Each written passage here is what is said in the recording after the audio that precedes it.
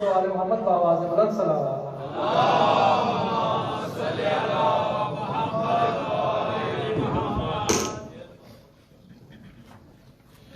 رحم اللہ من قرأ الفاتحہ۔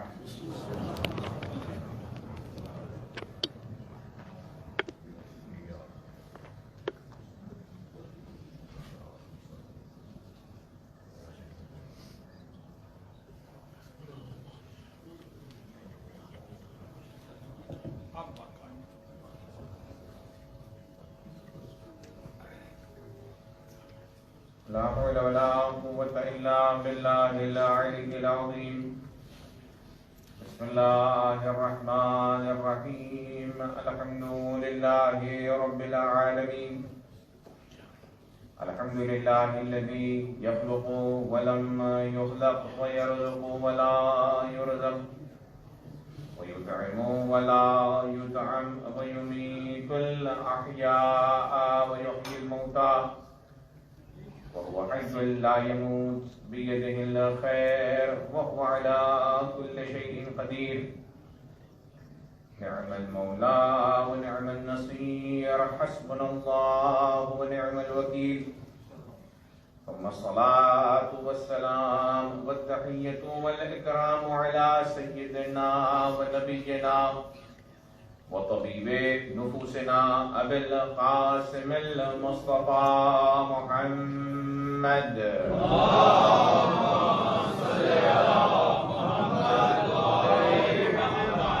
وعلى آله الطيبين الطاهرين المعصومين المظلومين الهداة المهديين الذين أذهب الله عنهم الرجس وطهرهم تطهيرا۔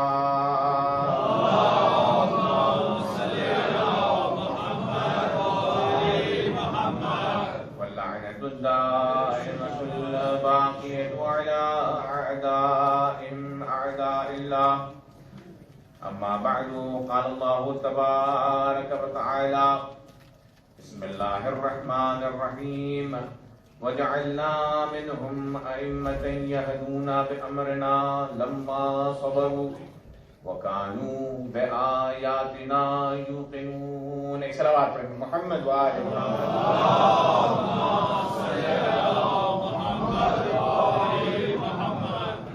عزیزان گرامی، 3 محرم الحرام ہے اور سلسلہ گفتگو کا یہ چوتھا سلسلہ ہے۔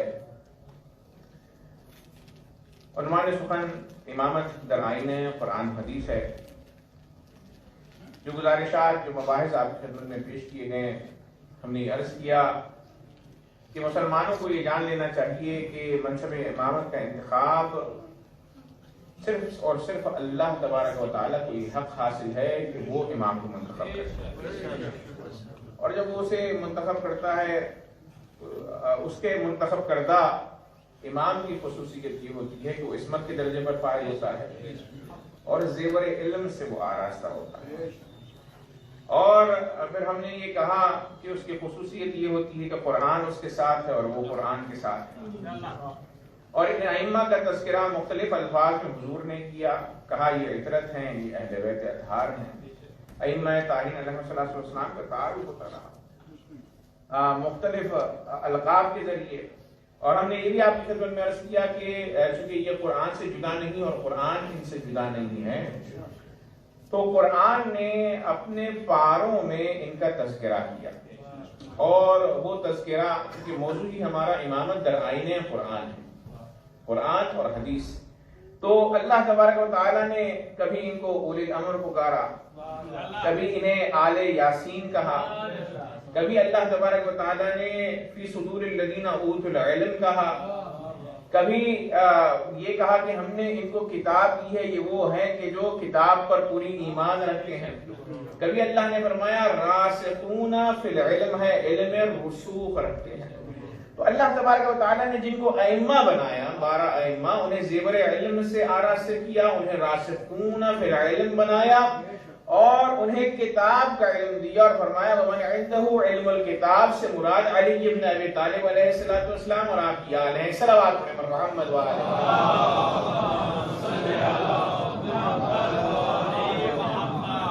جب اللہ نے ائمہ کو امامت عطا کی تو انہیں زیور علم سے جب آراستہ کیا تو یہ علم کیسا علم ہے؟ ظاہر کا بھی علم حاصل ہے، باطن کا بھی علم حاصل ہے۔ عزیزان گرامی، یہ نہیں ہے کہ لوگ پوچھتے ہیں کہ رسول اللہ صلی اللہ علیہ وآلہ وسلم منافقوں کے ساتھ رواداری کیوں رکھتے تھے؟ اگر وہ علم غیب رکھتے تھے تو ان کے ساتھ مختلف انداز میں رسول اللہ کو پیش آنا چاہیے تھا۔ لیکن عزیزان گرامی، جواب واضح ہے، رسول اللہ کو علم غیب تھا لیکن حکم پروردگار یہ تھا کہ منافقین سے مدارا کیا جائے، لہذا رسول اللہ نے ان کے نفاق کو بعض موارد میں ذکر کیا ہے، ہر جگہ ذکر نہیں کیا۔ لیکن جب میرے مولا امام زمانہ علیہ السلام تشریف آئیں گے تو یہ وہ دور ہوگا کہ جہاں پر نفاق کا بول بالا ختم ہو جائے گا، وہی بچے گا شمشیر ذوالفقار سے کہ جس کا ایمان کامل ہوگا اور نفاق اور کافر کے سروائیول کی کوئی گنجائش نہیں ہوگی میرے مولا کے زمانے میں۔ ایک صلوات پڑھیں محمد و آل محمد۔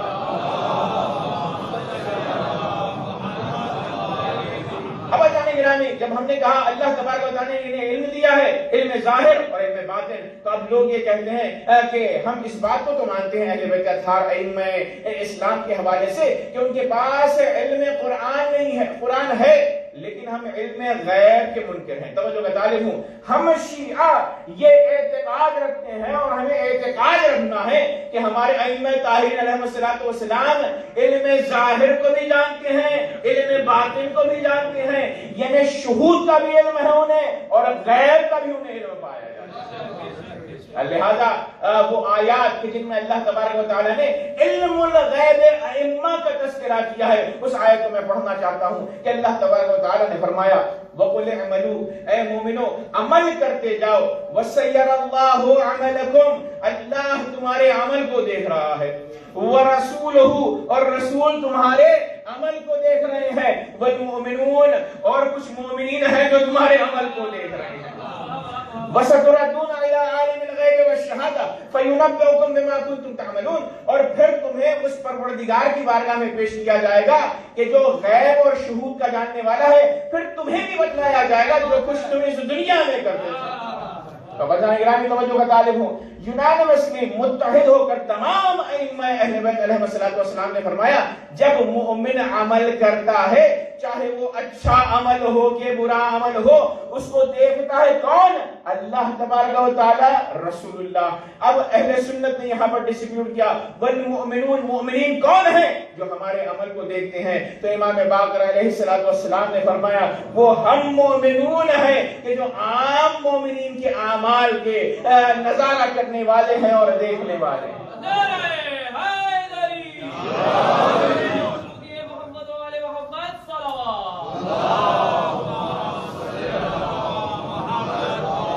اس لیے ہمارے ائمہ نے کہا کہ دیکھو تمہارے اعمال رسول اللہ صلی اللہ علیہ وسلم کے سامنے پیش کیا جاتے ہیں ہر جمعرات کو عصر کے وقت، تو کوشش یہ کرو کہ تمہارے نیک اعمال زیادہ ہو کہ جس کی وجہ سے رسول اللہ اپنی امت کے عمل کو دیکھ کر خوش ہو جائے اور کہیں کہ میرے چاہنے والے نے کتنا اچھا عمل انجام دیا۔ دوسری روایت یہ کہتی ہے کہ کوشش کرو کہ کوئی ایسا برا عمل نہ ہو جس سے رسول اللہ کی ناراضگی کا سبب بنے۔ اور اللہ گرامی، یہ شخص میرے مولا امام رضا علیہ السلام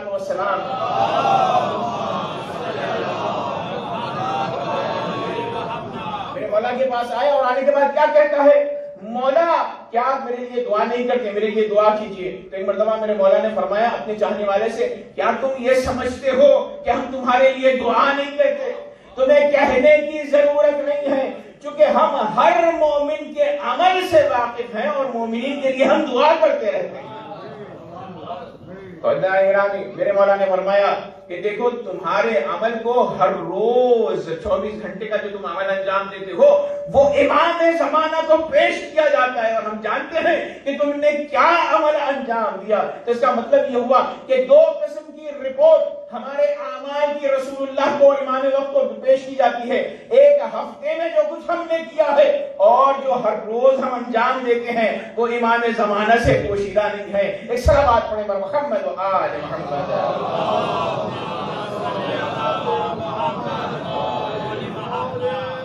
اور ظاہر سی بات ہے علم غیب کیوں ہے؟ کیونکہ ظاہر سی بات ہے طبیب کو جب مرض پتا چلے گا تبھی تو وہ علاج کر سکے گا. توجہ کا طالب علم، اسی لیے ڈاکٹر کے سامنے جا کر ہم اپنی بیماری کو بیان کرتے ہیں، لیکن گناہوں کی بیماری ایسی ہے کہ جو سب کے سامنے ڈسکس نہیں کی جا سکتی. اور ائمہ نے بھی منع کیا ہے کہ اپنے گناہوں کو چھپاؤ، لیکن جب مریض امام کے پاس جاتا ہے تو اس کے باطن کو دیکھتے ہیں، روحانی مرض کو دیکھتے ہیں، علم غیب کے ذریعے، تاکہ اس کی ہدایت کے اسباب مہیا ہو سکے. اس طرح بات پڑھیں محمد و آل محمد.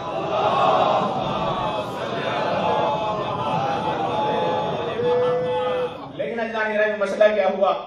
بہت سے اہل بیت رکھنے والے انہوں نے کہا کہ رسول اللہ اور ائمہ کو علم غیب نہیں ہے.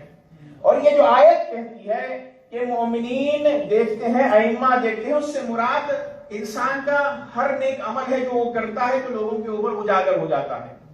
اللہ نے ہم جواب میں کہیں گے کہ اللہ نے فرمایا وَقُلْ اعْمَلُوا وَسَيَرَ اللَّهُ عَمَلَكُمْ وَرَسُولُهُ وَالْمُؤْمِنُونَ.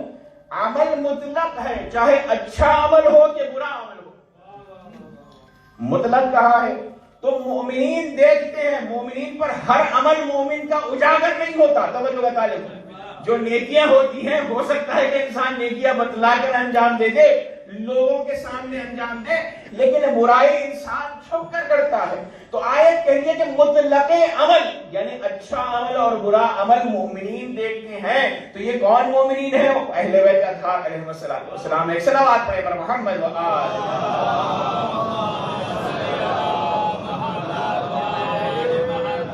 اب جب ہمارا برا عمل امام کے پاس جاتا ہے، ناراض ہوتے ہیں ہمارے لیے، لیکن پھر بھی دعا کرتے ہیں. اور عزیزان گرامی، یہ وہ افتخار ہے رسول اللہ اور ائمہ کے لیے کہ اللہ انہیں ہماری اچھائیوں کی بھی رپورٹ دیتا ہے، برائیوں کی بھی رپورٹ دیتا ہے. جبکہ اللہ تبارک و تعالیٰ نے یہ شرف صرف محمد اور آل محمد ائمہ کو دیا ہے. دوسرے پیغمبروں کو نہیں پتا ہوتا تھا کہ ان کی امتوں کا ظاہر کیا ہے، باطن کیا ہے. روایت کہتی ہے کہ جناب موسیٰ علیہ السلام ایک مرتبہ جب قحطی پڑی تو 70,000 لوگوں کو لے کر گئے استسقاء کے لیے، نماز استسقاء کے لیے، نماز پڑھنے کے لیے. 70,000 اور اعظم پیغمبر ہیں جناب موسیٰ. 70,000 کا جو مجمع اور کانگریگیشن جو گیا تو ایک مرتبہ سب نے نماز پڑھی، جناب موسیٰ نے دعا کی، سب نے 70,000 لوگوں نے آمین کہی. اور آمین کہنے کے بعد اب بارش ہے کہ نہیں آتی. تو ایک مرتبہ سب لوگوں نے کہا بھائی نبی اللہ سے کیا اللہ تبارک و تعالیٰ کی ناراض سنی ہے؟ جن کے ایمان ضعیف تھے وہ نبوت موسیٰ پر شک کرنے لگے. تو ایک مرتبہ کہا حضور کیا معاملہ ہے؟ آپ نبی خدا ہیں، آپ نے دعا کی، دعا قبول نہیں ہوئی. جناب موسیٰ بھی پریشان ہوئے، گئے فوراً بارگاہ رب العزت میں، کہا پروردگارا 70,000 اصحاب کو لے کر آیا ہوں، دعا کی ہے میں نے، تو نے میری الفاظ کی اہتمام نہیں کیا، میری بات کو قبول نہیں کیا. تو اللہ نے پلٹ کر کہا موسیٰ مسئلہ ایسا ہے کہ تمہاری کانگریگیشن میں، جماعت میں، لوگوں میں ایک ایسا بندہ ہے جس سے میں سخت ناراض ہوں، اس سے کہو کہ وہ مجمع کو چھوڑ کر چلے جائے، میں بارش برسا دوں گا. اب اللہ گرامی جناب موسیٰ آئے اور آنے کے بعد کہا وہ مجمع والوں سنو، تم میں ایک شخص ایسا ہے جس کی وجہ سے اللہ ناراض ہے اور اسی کی وجہ سے پانی بند ہوا ہے، وہ چلا جائے. اب اللہ گرامی بل الانسان علی نفسہ بصیرہ، انسان جاتا ہے نا اپنے بارے میں، غیر تو نہیں جانتا لیکن انسان اپنے بارے میں بہتر انداز میں جانتا ہے. تو وہ شخص جو مجرم تھا، جس کی طرف اللہ کا اشارہ تھا، وہ خوب سمجھ گیا کہ اللہ میرے بارے میں گفتگو کر رہا ہے. تو ایک مرتبہ اس نے کہا پروردگارا اگر میں اس مجمع سے چلا جاؤں تو میری آبرو ریزی ہوگی، میرا خاندان بدنام ہو جائے گا. تو ستار العیوب ہے، گناہوں کا چھپانے والا ہے، میں معذرت چاہتا ہوں، آئندہ خطا نہ کروں گا، میری عزت کو تو رکھ لے. اب جیسے ہی اس دعا کو اس نے، توبہ کہتے ہیں ندامت کو، زبان سے نہیں بلکہ دل میں اس دعا کو گزارا، تو دیکھنے والوں نے یہ دیکھا کہ بادل آ گئے، بارش ہو گئی. اور جناب موسیٰ پھر سے متحیر، قوم بھی متحیر، بارش اب تک کے نہیں آئی تھی، دوسری دعا بھی موسیٰ نے نہیں کی، کوئی ہم میں سے اٹھ کے نہیں گیا، تو معاملہ کیا ہے؟ تو ایک مرتبہ اللہ سے جب پوچھا تو کہا اس نے توبہ کی، میں نے اسے بخش دیا. ایک مرتبہ اب فرمایا، اللہ کا یہ جملہ ہے سقیتکم بالذی منعتکم بہ، میں نے اس کے طفیل میں تم پر پانی برسایا جس کی وجہ سے میں نے پانی کو بند کیا تھا. یعنی وہ شخص گناہگار شخص اب جناب موسیٰ کو جب اللہ نے کہا کہ اے پروردگار تو نے اسے بخش دیا، اب تو وہ تیرا مومن بندہ ہو گیا، تو بتلا وہ شخص کون ہے کہ جس کے اوپر تیری رحمت شامل حال ہوئی ہے؟ تو میرے پروردگار نے کہا موسیٰ خبردار، یہ ممکن ہی نہیں، جب وہ گناہگار تھا تو اس کے نام کو میں نے بیان نہیں کیا، اب تو وہ میرا بندہ ہے۔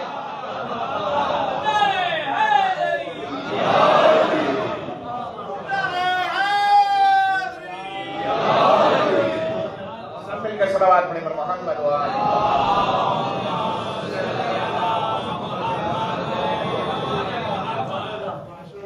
تو اللہ ستار العیوب ہے، اسی لیے کہا گیا التائب من الذنب کمن لا ذنب لہ۔ اگر کوئی شخص توبہ کرے تو اللہ تبارک و تعالیٰ اس کو ایسے بنا دیتا ہے جیسے اس نے گناہ ہی نہیں کیا، اور اللہ کی رحمت ہے۔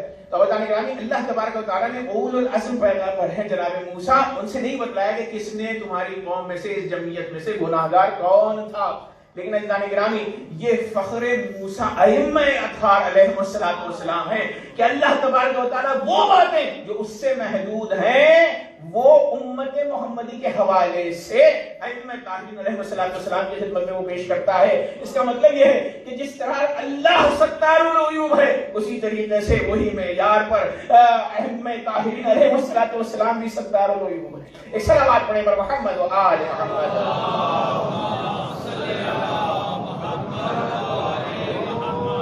اللہ ہمارے گناہوں کو چھپاتا ہے، ائمہ طاہرین کو بھی ہمیں پتہ چل جائے جو خبر ملتی ہے ملائکہ کے ذریعے، تو ائمہ بھی برائی کو چھپاتے ہیں، یعنی ایسے آپ سے ملیں گے کہ جیسے ظاہر سی بات ہے ظاہری نہ ہو انسان کے اوپر، مگر یہ کہ کسی جگہ پر حکم ہو جائے، بتلایا جائے، تنبیہ کی جائے، تو وہاں پر پھر علم غیب کا اظہار ائمہ طاہرین علیہ السلام کرتے ہیں۔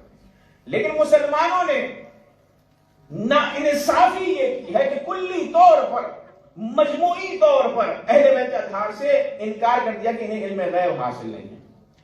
تو آئیے دیکھتے ہیں علم غیب کہتے کسے ہیں، غیب کہا کسے جاتا ہے۔ غیب مخالف ہے شہود کے، یعنی وہ چیزیں کہ جسے حواس سے ظاہری سے سمجھا نہیں جاتا، اور غیب کے مصادیق میں سے آئندہ کے احوال ہیں، آئندہ جو ہونے والا ہے اس کی خبر۔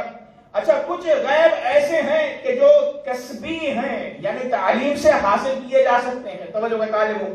جیسے مثلا مثال کے طور پر جو لوگ ویدر بتلاتے ہیں، موسمیات بتلاتے ہیں، وہ یہ کہتے ہیں کہ آئندہ آنے والے دنوں میں ٹیمپریچر کیا ہوگا، تو یہ ظاہر سی بات ہے پریڈکشن ہے، علم غیب کہا جا سکتا ہے، لیکن علم غیب عام ہے، عمومی علم غیب ہے کہ جسے ریاضت یا علم سے حاصل کیا جا سکتا ہے۔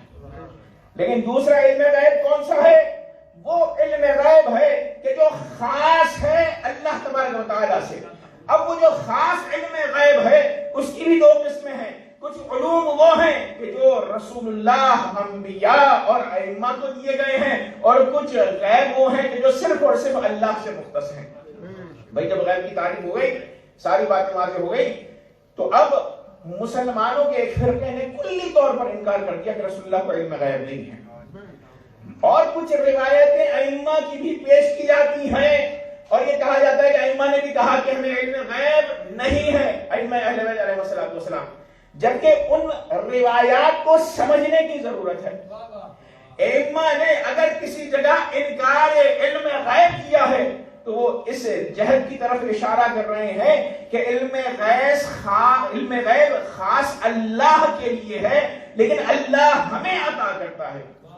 وہ کہتے ہیں کہ جو کچھ علم غیب ان کے پاس ہے وہ اللہ کا دیا ہوا ہے، ان کا اپنا کچھ نہیں ہے، تو اسی لیے علم غیب بالذات کہتے ہیں اللہ سے متعلق ہے۔ تو جو روایات یہ کہتی ہیں کہ علم غیب کی نہیں کرتی ہیں وہ اللہ کی طرف علم غیب کی نسبت دیتی ہیں، لیکن مسلمانوں نے قرآن مجید کی کچھ آیتیں پڑھی اور پڑھنے کے بعد کہا کلی طور پر کہ ائمہ کو نہ علم غیب ہے نہ رسول اللہ کا۔ وہ کیا آیات ہیں؟ 3 آیات پڑھ رہا ہوں قرآن مجید۔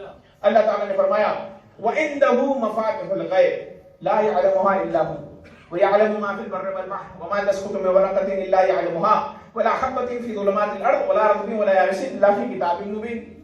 اللہ نے فرمایا وَعِنْدَهُ مَفَاتِحُ الْغَيْبِ، غیب کی چابیاں اللہ کے پاس ہے، لا يعلمها الا هو، غیب کی چابیوں کے بارے میں کوئی نہیں جانتا سوائے اللہ کے۔ یہ جو جملہ ہے لا یعلمها الا هو، وہ کہتے ہیں صرف اللہ کو پتا ہے غیب کے بارے میں. وَيَعْلَمُ مَا فِي الْبَرِّ وَالْبَحْرِ، اور اللہ کا علم یہ ہے کہ جو خشکی میں ہے اور تری میں ہے وہ اسے جانتا ہے. وَمَا تَسْقُطُ مِنْ وَرَقَةٍ إِلَّا يَعْلَمُهَا، درخت سے ایک پتا زمین پر نہیں گرتا مگر یہ کہ وہ اللہ کے علم میں ہے. ولا حبۃ فی ظلمات الارض ولا رطب ولا یابس الا فی کتاب مبین، اور کوئی دانا نہیں ہے کہ جو زمین کی تاریکیوں میں ہو اور کوئی خشک و تر نہیں ہے مگر یہ کہ وہ کتاب میں لکھا ہوا ہے. توجہ کا طالب حضرات گرامی، تو اب اس آیت میں اللہ نے کیا فرمایا؟ پہلی آیت ہے وہ کہتا ہے لا یعلمها الا هو، علم غیب کو کوئی نہیں جانتا سوائے اللہ کے. تو اب اس آیت کو لے کر وہ لوگ کہ جنہوں نے اہل بیت سے قرآن کو نہیں دیا وہ کہتے ہیں کہ بھئی دیکھیے اہل بیت کو علم غیب نہیں ہے، رسول اللہ کو نہیں ہے. اور پھر اس کے بعد دوسری آیت بہت اہم پیش کرتے ہیں. دوسری آیت میں تو خود اللہ نے کہا قُلْ لَا أَمْلِكُ لِنَفْسِي نَفْعًا وَلَا ضَرًّا إِلَّا مَا شَاءَ اللَّهُ وَلَوْ كُنْتُ أَعْلَمُ الْغَيْبَ لَاسْتَكْثَرْتُ مِنَ الْخَيْرِ وَمَا مَسَّنِيَ السُّوءُ. اے رسول کہہ دیجئے لا املک لنفسی نفعا ولا ضرا، کہ میں اپنے لیے نہ نفع اپنے لیے مہیا کر سکتا ہوں نہ ضرر. قُلْ لَا أَمْلِكُ لِنَفْسِي نَفْعًا وَلَا ضَرًّا إِلَّا مَا شَاءَ اللَّهُ، مگر یہ کہ جو اللہ چاہے. اور پھر اس کے بعد کہا کہ اگر میں علم غیب رکھتا تو میں خیر زیادہ کرتا اور مجھے برائی نہیں چھوتی. توجہ کا طالب. تو اللہ تعالیٰ نے ان سے کہلوایا کہ انہیں علم غیب نہیں ہے. تو یہ دوسری آیت اللہ تبارک و تعالیٰ کی قرآن مجید سے پیش کر دی. پھر اس کے بعد تیسری آیت قُلْ لَا أَقُولُ لَكُمْ عِنْدِي خَزَائِنُ اللَّهِ وَلَا أَعْلَمُ الْغَيْبَ وَلَا أَقُولُ لَكُمْ إِنِّي مَلَكٌ، کہہ دیجئے کہ میرے پاس خزانے الہی نہیں ہے اور نہ ہی مجھے غیب آتا ہے اور نہ ہی میں ملک ہوں، میں تو صرف وہ ہوں کہ جو وحی کی اتباع کرتا ہے. اب ان آیات میں خود رسول اللہ کہہ رہے ہیں کہ میرے پاس علم غیب نہیں ہے. تو وجہ گرامی قرآن مجید کی آیات جو ہیں جیسے میں نے کہا بعض لوگ اگر متشابہ کسی کے لیے ہو جائیں تو ان کو محکم کی طرف پلٹانا چاہیے. ان آیات میں بے شک اللہ کہہ رہا ہے کہ علم غیب اللہ سے مخصوص ہے، لیکن دوسری آیات کو بھی پڑھیں جو حفظ قرآن کرتے ہیں. جبکہ اللہ تعالیٰ نے فرماتا ہے ذَلِكَ مِنْ أَنْبَاءِ الْغَيْبِ نُوحِيهِ إِلَيْكَ، اے محمد صلی اللہ علیہ وآلہ وسلم یہ غیب کی خبریں ہیں جو ہم آپ پر وحی کرتے ہیں. تو ان آیتوں کا جواب ہو گیا نا کہ اللہ تبارک و تعالیٰ وہ آیتیں بتلا رہی ہے کہ علم غیب اللہ سے متعلق ہے دراصل، لیکن اس علم غیب کو اللہ محمد و آل محمد کو دیتا ہے، وہ دوسری آیات میں آیا ہے. پھر اس کے بعد اللہ تعالیٰ نے ایک اور آیت میں فرمایا ما كان الله ليطلعكم على الغيب ولكن الله يجتبي من رسله من يشاء، کہ اللہ کی یہ ذمہ داری ہے ہی نہیں کہ وہ تمہیں غیب کی اطلاعیں دیتا رہے. ولكن الله يجتبي من رسله من يشاء، لیکن کچھ رسولوں کو اللہ منتخب کرتا ہے جنہیں علم غیب دیتا ہے. پھر اس کے بعد جیسے ہی اس آیت کو میرے مولا امام باقر علیہ السلام نے پڑھا تو فرماتے ہیں کہ اس سے مراد جو رسول ہیں کہ جنہیں علم غیب دیا گیا ہے محمد اور ان کی آل کی طرف اشارہ. تیسری اور آیت ہے عالم الغیب، اللہ عالم غیب ہے، فلا یظہر علی غیبہ احدا، وہ اپنے غیب کی بات کا اظہار کسی کے سامنے نہیں کرتا. الا من ارتضی من رسول، مگر یہ کہ وہ رسول جس سے اللہ تبارک و تعالی راضی ہو. وزن گرامی دیکھیے اللہ کس کس سے راضی ہے معیار اس نے دیا ہے. جس سے راضی ہے اللہ تبارک و تعالی اسے وہ علم غیب دیتا ہے. یا ایتھا النفس المطمئنہ ارجعی الی ربک راضیۃ مرضیہ، کہ حسین ابن علی راضیہ اور مرضیہ کی منزل پر ہیں. یعنی اس کا مطلب یہ ہے کہ حسین عالم علم الغیب من جانب اللہ ہے. ایک صلوات پڑھیں پر محمد و آل.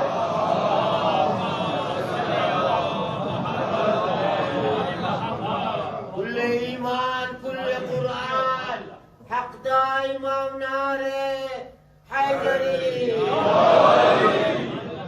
عزیزان گرامی یہاں پر واضح ہو گیا اللہ نے کہا رسول کو میں علم دیتا ہوں، یا جس سے میں راضی ہو گیا میں اس کو علم دیتا ہوں، علم غیب دیتا ہوں. تب آئیے مثال تاریخ میں دیکھتے ہیں. تاریخ میں مثال علم غیب کا اظہار کس پیغمبر نے کیا؟ جناب عیسیٰ نے. وَأُنَبِّئُكُم بِمَا تَأْكُلُونَ وَمَا تَدَّخِرُونَ فِي بُيُوتِكُمْ، میں تمہیں خبر دیتا ہوں کہ جو تم گھر میں کھاتے ہو بیٹھ کر فیملی کے ساتھ، وما تدخرون فی بیوتکم، جو تم دسترخوان پر کھاتے ہو، اس کی خبر عیسیٰ علیہ السلام کو ہے. وما تدخرون فی بیوتکم، اور ہو سکتا ہے کہ لوگوں کو پتا نہ ہو جو مال و منال تم نے گھر میں جمع کر رکھا ہے ٹیکس سے بچانے کے لیے یا خمس سے بچانے کے لیے، کسی بھی چیز سے بچانے کے لیے یا چھپانے کے لیے، یہ جان لو کہ ولی الہی جو ہوتا ہے وہ جو مال و منال تم نے جمع کیا ہے گھر میں اس کی بھی خبر رکھتا ہے. وَأُنَبِّئُكُم مَّا تَأْكُلُونَ وَمَا تَدَّخِرُونَ فِي بُيُوتِكُم، تو جو حجت الہی ہے اسے پتا ہوتا ہے کہ ہم نے گھر میں کیا جمع کر رکھا ہے، کیا چیزیں ہمارے گھر میں پائی جاتی ہیں. صلوات پڑھیں محمد و آل محمد.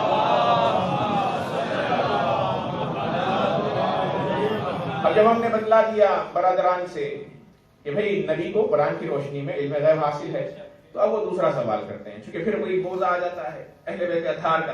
وہ کہتے ہیں ٹھیک ہے ہم یہاں تک تو آ گئے کہ نبی کو علم غیب حاصل ہے، لیکن ائمہ کو علم غیب حاصل ہے کہاں آیت کہتی ہے؟ تو سب سے پہلی بات یہ کہ آیت ہر چیز کو نہیں کہتی، یہ ہمیں جان لینا چاہیے.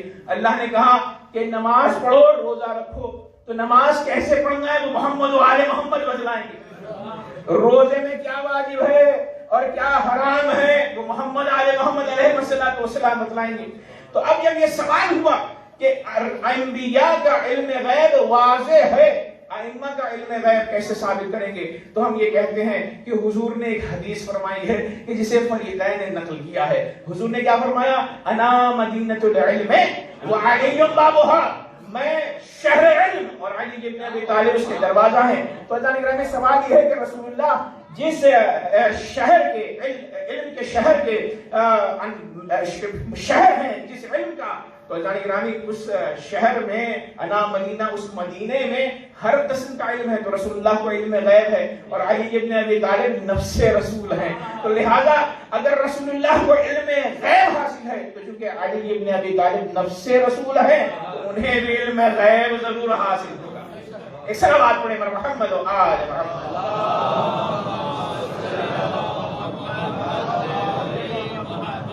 اور پھر اس کے بعد علم غیب ظاہر سی بات ہے میرے مولا نے بتلایا ہے آئندہ آنے والے احوال کو، حالات، جس سے واضح ہو جاتا ہے کہ انہیں علم غیب ہے. بہت ساری باتیں ائمہ نے کی کہ آئندہ یہ ہونے والی ہے، جس کو پیشین کو ہی کہی جائے، جو کچھ بھی کہے، لیکن وہ علم الغیب ہے جو ائمہ طاہرین نے کہا وہ ہو کر رہا.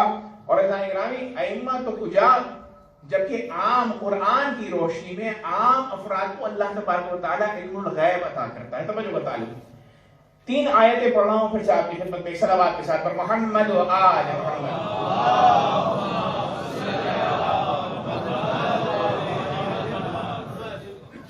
اذ قالت الملائکۃ یا مریم ان اللہ یبشرک بکلمۃ منہ اسمہ المسیح عیسی ابن مریم وجیہا فی الدنیا والآخرۃ من المقربین. جب ملائکہ نے جناب مریم سے کہا کہ ہم آپ کو بشارت دیتے ہیں ایک فرزند کی کہ جس کا نام مسیح ہے، عیسی ابن مریم، وجیہا فی الدنیا والآخرہ، جو آبرومند ہے دنیا اور آخرت میں، ومن المقربین، اور اے مریم یہ فرزند ایسا ہوگا کہ جو مقربان الہی میں سے ہے. توجہ گرامی جناب مریم پیغمبر تو نہیں ہے نا، لیکن اللہ تبارک و تعالیٰ نے آئندہ ہونے والی ولادت کی انہیں خبر دی جو کہ علم غیب ہے. یہ ایک مثال. دوسری مثال جناب ابراہیم کے ہمسر کی کہ اللہ نے فرمایا وامرأتہ قائمہ، جناب سارہ کھڑی ہوئی تھی زوج ابراہیم، فضحکت فبشرناہا باسحاق ومن وراء اسحاق یعقوب. اللہ نے کہا وہ کھڑی ہوئی تھی تو اللہ نے بڑھاپے میں ظاہر سی بات ہے انہیں بچے کی بشارت دی، اسحاق اور یعقوب کی. تو جان گرامی یہاں پر بھی اللہ نے چونکہ اولاد نہیں ہوئی تھی تو آئندہ ولادت ہونے والی ہے نا یعقوب اور اسحاق کی، تو اس کے اللہ تبارک و تعالیٰ نے خبر دی. پھر اس کے بعد اللہ نے علم غیب کی خبر کسے دی؟ وَأَوْحَيْنَا إِلَىٰ أُمِّ مُوسَىٰ، اور ہم نے وحی نازل کی موسیٰ کی ماں پر، ان ارضعیہ، کہ اے موسیٰ کی ماں انہیں دودھ پلاؤ. فَإِذَا خِفْتِ عَلَيْهِ فَأَلْقِيهِ فِي الْيَمِّ وَلَا تَخَافِي وَلَا تَحْزَنِي، لیکن اگر فرعون کا خوف ہو جائے تو انہیں دریا میں بہا دو اور کوئی حزن نہ کرو اور نہ خوف کھاؤ. اِنَّا رَادُّوهُ إِلَيْكَ، ہم موسیٰ کو تمہاری طرف لوٹائیں گے وَجَعِلُوهُ مِنَ الْمُرْسَلِينَ، اور اسے ہم مرسلین میں قرار دیں گے۔ ظاہر سی بات ہے یہ کیا ہے؟ علم الغیب ہے، یعنی آئندہ ہونے والوں کی باتوں کی خبر اللہ نے مادر موسیٰ کو دی۔ تو عزیزان گرامی، جب مادر موسیٰ کو علم غیب ہو سکتا ہے، مادر عیسیٰ کو علم غیب ہو سکتا ہے، جناب ابراہیم کی ہمسر سارہ کو علم غیب ملائکہ دے سکتے ہیں، تو پھر انسان کیوں شک کرتا ہے جب ہم کہتے ہیں کہ فاطمہ الزہرا کے پاس علم الغیب ہے؟ ایک صلوات پڑھیں پر محمد و آل محمد۔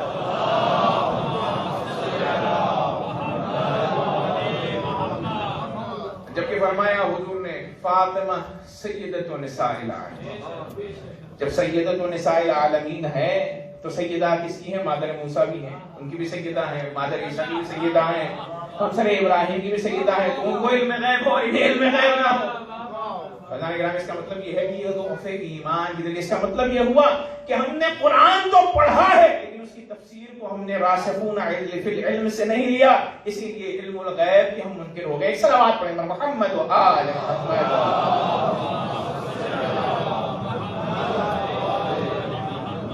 اب اللہ نگرانی علم غیب کا ذریعہ کیا ہوتا ہے؟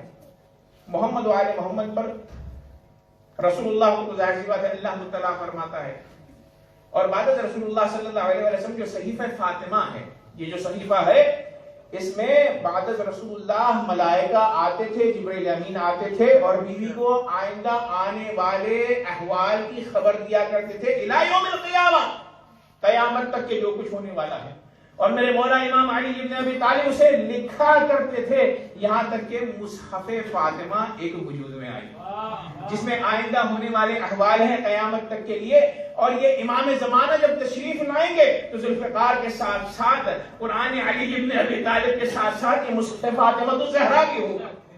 تو لہٰذا جان گرامی، جب یہ پوچھا جاتا ہے کہ ائمہ کو علم غیب مختلف امور میں کیسے حاصل ہوتا ہے، ایک تو وحی اور الہام ہے، رسول اللہ پر وحی ہوتی تھی اور چھٹے امام نے فرمایا کہ ہم پر الہام ہوتا ہے اور فرشتے کی آواز آتی ہے، یہ روایات میں آیا ہے، اور دوسرا ذریعہ ظاہر سی بات ہے امام سے دوسرے امام تک چیزیں منتقل ہوتی ہیں، اور تیسرا ذریعہ علم غیب کا یا مصحف فاطمہ الزہرا سلام اللہ علیہا ہے، یعنی اس کا مطلب یہ ہوا کہ فاطمہ کی عظمت اس قدر زیادہ ہے کہ کچھ علوم ائمہ کو فاطمہ کے توسط سے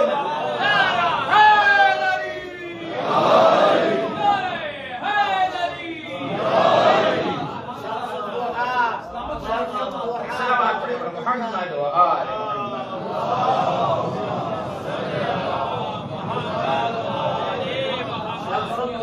بدر الدجى صبر العلا نور الهدى نار حیدری۔ عزیزان گرامی، بیوی کی یہ عظمت ہے، اسی لیے میرے مولانا امام زمانہ فرماتے ہیں فطنت رسول اللہ لی اسوۃ حسنہ، کہ فاطمہ کی زندگی، بیوی کی زندگی میرے لیے نمونہ عمل ہے، توجہ کا طالب۔ اور عزیزان گرامی، یہ وہ بیوی ہیں کہ جن کا مرتبہ یہ ہے کہ رکن ہے علی ابن ابی طالب علیہ السلام کے لیے۔ رکن کہتے ہیں جو چیز اصل ہوتی ہے، ستون مانند ہوتی ہے، اسی لیے روایت یہ کہتی ہے جیسے ہی بی بی کی شہادت ہوئی تو میرے مولا نے کہا یا رسول اللہ، آپ کی شہادت کے وقت میں نے ایک ستون کھویا جو کہ رسول اللہ صلی اللہ علیہ وآلہ وسلم ہے، اور بی بی کی شہادت کے بعد میرے مولا نے کہا میں نے دوسرا ستون بھی، رکن بھی اپنی زندگی میں کھو دیا ہے۔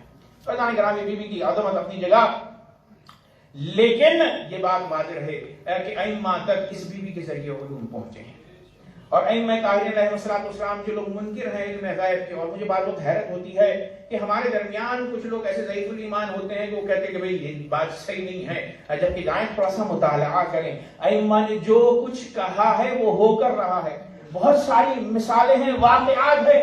مثلا مثال کے طور پر روایت میں یہ ملتا ہے کہ ایک مرتبہ جب مولا امیر المومنین نے کہا سلونی سلونی قبل ان تفتدونی وانا بطرق السماء عالم منی بطرق الارض، کہ مجھ سے پوچھو جو کچھ پوچھنا ہے، تو بےہودہ افراد بےہودگی کے سوال کیا کرتے تھے۔ عجیب و غریب ایک آدمی نے اڑ کر کہا کہ مولا میری داڑھی میں کتنے بال ہیں، میرے سر میں کتنے بال ہیں، تو علی ابن ابی طالب سے ایسے سوال کیے جاتے تھے، تو میرے مولا یا سادے سوال کیے جاتے تھے، تو میرے مولا نے جب وہ ناراض ہوئے سوالات سے تو مجمع میں ایک شخص اٹھا اور اٹھنے کے بعد اس نے کہا اے علی ابن ابی طالب میں اہم سوال پوچھنا چاہ رہا ہوں. تو میرے مولا نے سر تپایا اسے دیکھا, کہا پوچھو, کہا بتائیں مولا اس وقت جبرائیل امین کہاں ہے؟ تو ابا گرامی ایک مرتبہ میرے مولا نے داہنی طرف دیکھا, بائیں طرف دیکھا, اوپر عرش اولا سماوات میں دیکھا, کیونکہ جب سوال جبرائیل کا ہے ساتوں زمین میں طبق دیکھے اور پھر اس کے بعد جب کسی جگہ جبرائیل نظر نہیں آیا تو عالم الغیب ہے علی ابن ابی طالب. ایک مرتبہ آپ نے فرمایا انت جبرائیل, اے سوال کرنے والے تو ہی جبرائیل ہے. جب مجمع نے دیکھا تو وہ شخص مجمع میں موجود نہیں تھا. ایک صلوات پڑھیں بر محمد و آل محمد.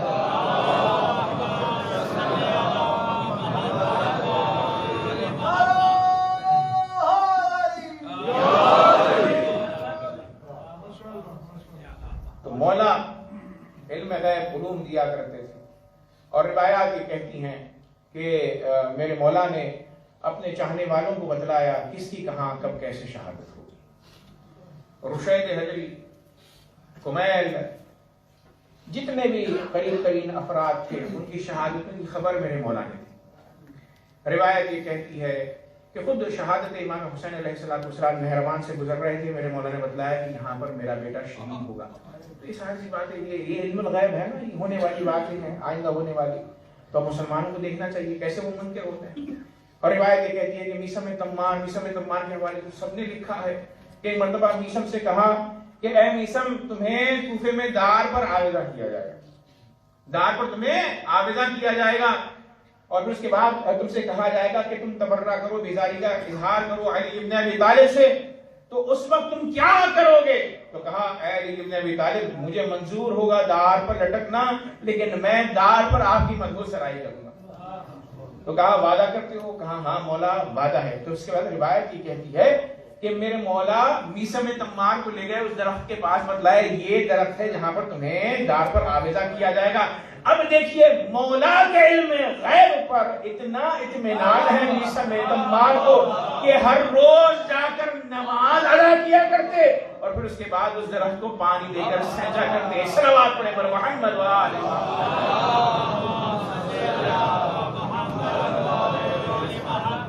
تو اگر علم غیب پر ائمہ کے یقین رکھنا ہے تو کم سے کم میسم تمار تو جیسے بنے. تو میسم تمار روایت یہ کہتی ہے کہ مولا سے انہوں نے وعدہ کیا, کہا مولا مجھے دار پر آویزہ کیا جائے کوئی مسئلہ نہیں. تو کہا اگر تم میری حب پر رہے اس وقت جو کہ رہو گے تو پھر جان لو کہ قیامت میں تم میرے ساتھ ہوگے اور جنت میں تم میرے مقام میں میرے ساتھ ہوگے. میسم تمار کا یہ عظیم مرتبہ ہے. اور روایت یہ کہتی ہے, اب دیکھیے علم غیب مولا کے کہنے, مولا نے بھی کہا تھا کہ تمہاری زبان کو کھینچا جائے گا, کاٹا جائے گا. تو روایت یہ کہتی ہے کہ جب ابن زیاد کے دربار میں آپ کو لایا گیا اور آپ کی شہادت بھی ہوئی ہے 22 ذی الحجہ کو, یعنی مولا حسین کے بس 10 دن پہلے, ورود کربلا سے 10 دن پہلے سن 60 ہجری میں میسم تمار شہید ہوئے ہیں. جب ابن 61 ہجری میں مولا کی شہادت واقع ہوئی ہے, 60 میں میسم تمار شہید ہوئے ہیں. تو روایت یہ کہتی ہے جان گرامی کہ جیسے ہی میسم کو لایا گیا, ظاہر زندان میں جب گئے تو مختار ثقفی کو بھی بتلایا جو مولا سے انہوں نے علم غیب حاصل کیا تھا. کہا تھا مختار اپنے بارے میں خبردار رہنا, تمہیں اختیار کیا گیا ہے. توجہ بتا رہا ہوں, اس لیے تمہارا نام مختار ہے, تمہیں اختیار کیا گیا ہے بہت بڑے مشن کے لیے. تم قاتلان حسین سے بدلہ لوگے اور ابن زیاد کے سر کو اپنے پیروں سے کچھ لوگے. اور جناب گرامی یہ ایمان تھا نا علم غیب امام علی پر, اس کو منتقل کیا اور مختار بھی یقین رکھتے تھے کہ جو تمار نے کہا ہے وہ ہو کر رہے گا, کیونکہ میسم تمار نے مولا علی عالم الغیب سے نقل کیا.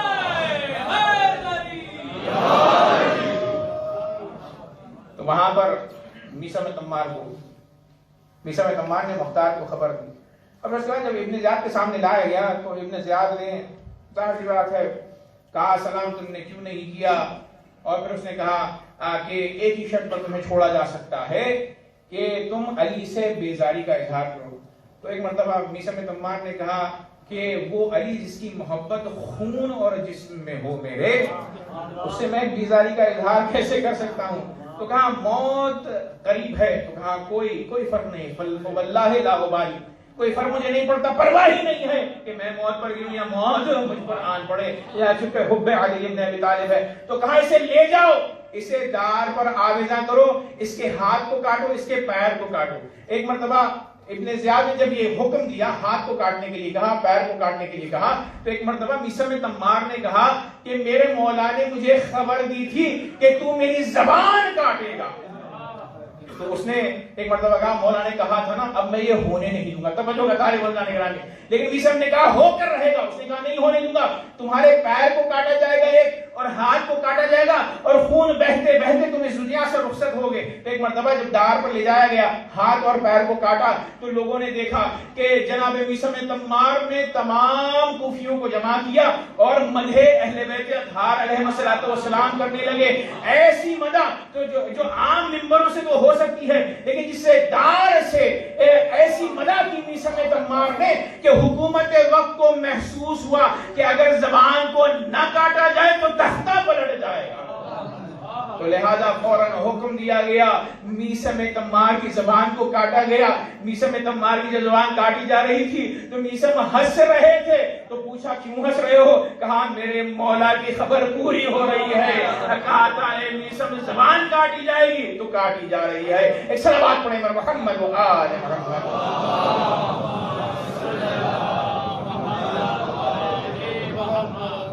عزیزان گرامی، اہل بیت اطہار عالم الغیب ہیں، انہیں علم غیب اللہ نے دیا ہے، اور اس کا مقصد کیا ہے؟ تاکہ ہدایت بشر آگے بڑھے، تاکہ ہمارے وہ باطن کو جانے، اور جو ہمیں ضروریات ہیں، ہماری روحیات کو، ہماری اسپریچویلٹی کو، ان ضرورتوں کو پورا کریں۔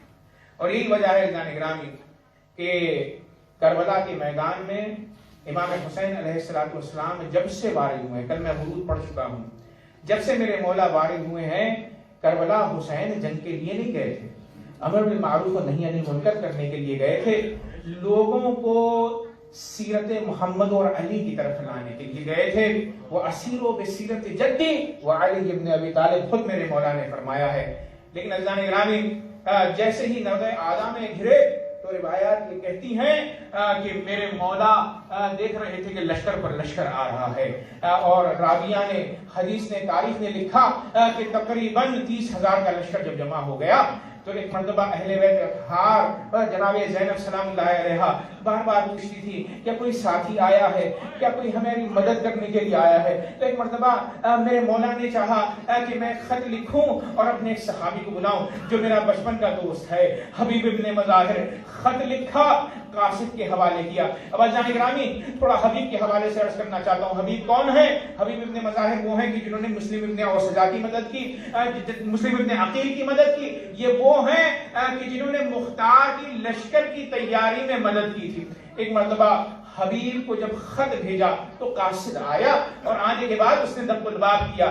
جیسے ہی دق الباب کیا تو ایک مرتبہ اندر سے حبیب نے کہا کون ہے دروازے پر؟ تو کہا انا برید الحسین، میں حسین کا قاصد ہوں۔ عزیزان گرامی، مولا کا چاہنے والا، بچپن کا یار، فوراً دروازے کے پاس دوڑا، احترام سے قاصد کو بلایا، اندر بٹھایا، کہا مولا نے تمہیں خط بھیجا ہے۔ اب عزیزان گرامی، میرے مولا کربلا میں ہے، خط پہنچا ہے۔ جیسے ہی خط کو لیا، خط کو بوسا دیا، خط کو کھولا، تحریر کو بوسا دیا۔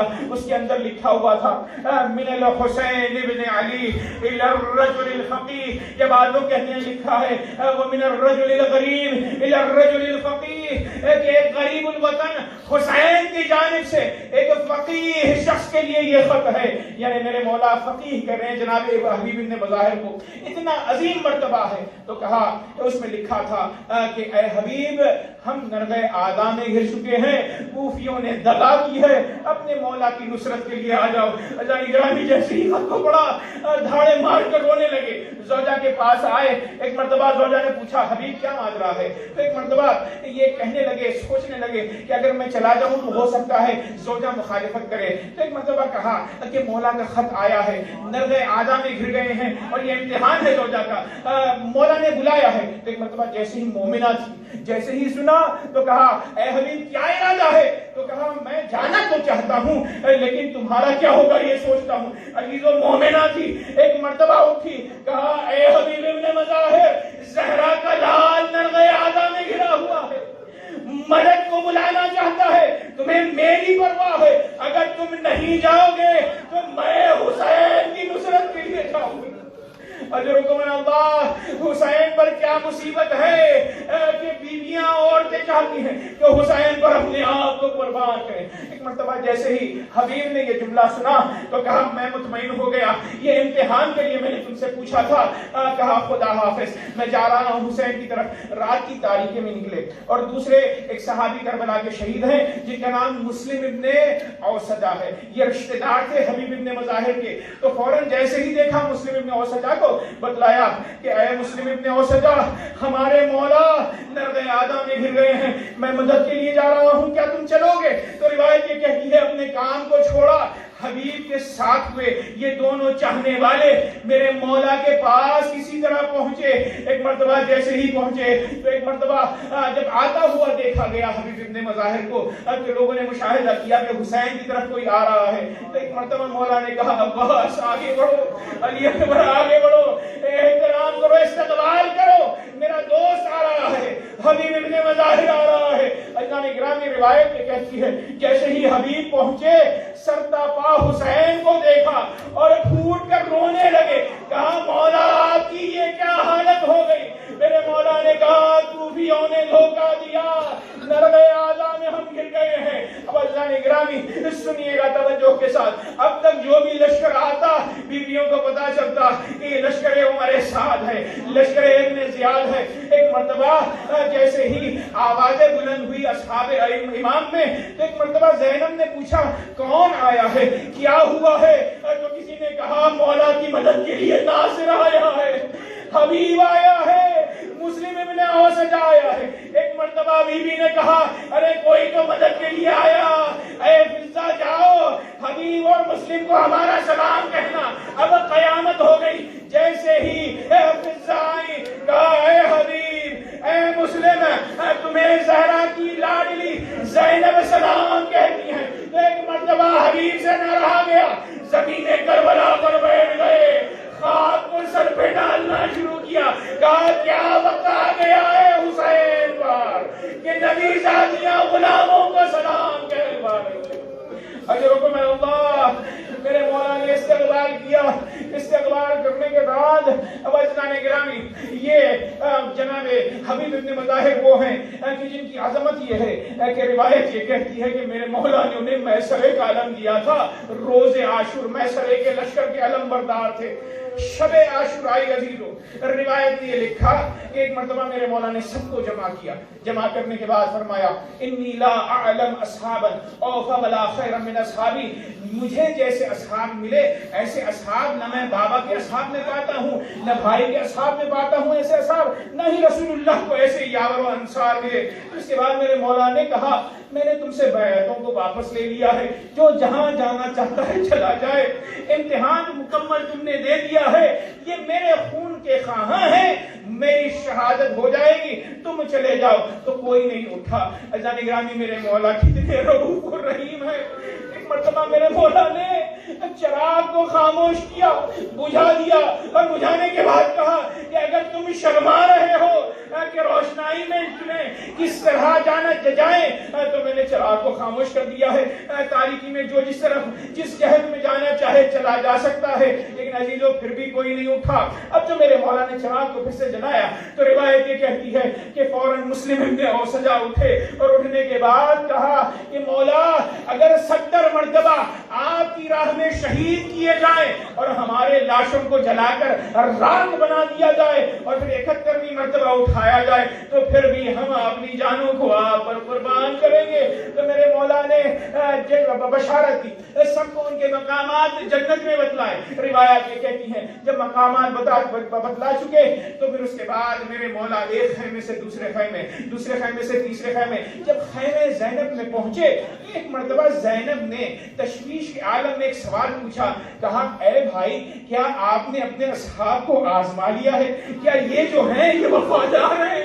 کیونکہ بی بی جانتی تھی جو ظلم امام حسن پر ہوا، جو ظلم مولا علی پر ہوا، کہ لوگوں نے بیعتیں توڑ توڑ کر میرے مولا میرے بابا علی کو شہید کیا، حسن کو شہید کیا، تو کہا یہ جو ہے کیا وفادار ہیں۔ عزیزان گرامی قیامت ہو گئی۔ اس مکالمے کو، اس گفتگو کو نافع بن ہلال نے سن لیا، کہا حبیب کے پاس دوڑے، کہا اے حبیب ابن مظاہر، زہرا کی جائی زینب کو ہم پر یقین نہیں ہے، وہ ہمارے ایمان پر شک کر رہی ہے، سوچ رہی ہے کہ شاید ہم کربلا کے میدان میں کل حسین کو چھوڑ دیں گے۔ تو راوی یہ کہتا ہے فوراً حبیب نے اصحاب کو جمع کیا، مسلم کو لیا، تلواروں کو کھینچا، بیوی کے خیمے کے پاس گئے، کہا بیوی ہم وفادار ہیں، ایسے وفادار کہ اگر آپ حکم دیں تو ابھی اپنے تلواروں کو نکالیں اور دشمن پر حملہ کریں۔ بیوی نے کہا جزاکم اللہ خیر الجزا، دعائیں دی، دل کو تسلی حاصل ہوئی جناب زینب سلام اللہ علیہ کے۔ تو عزیزو یہ وہ حبیب ہیں جنہوں نے سکون مہیا کیا جناب زینب سلام اللہ علیہ کا۔ ایک مرتبہ صبح عاشور نمودار ہوئی، راوی یہ کہتا ہے کہ میسرے کا لمبردار ہے۔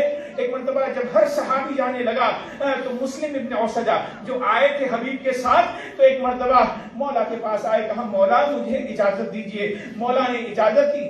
جنگ کی مسلم ابن اوسجہ نے پشتوں کے پشت لگائے اور پھر اس کے بعد ایک مرتبہ پشت فرس سے جب گرے تو آواز دی السلام علیکم یا ابا عبداللہ، وہ حسین مولا دوڑا ہے اور کربلا کا یہ حسین وہ مظلوم حسین ہے کہ جو سب کی شہادتوں پر گیا، لیکن اس کی شہادت کے وقت کوئی نہ تھا کہ جو حسین کے سر کو اپنے زانوں پر رکھے۔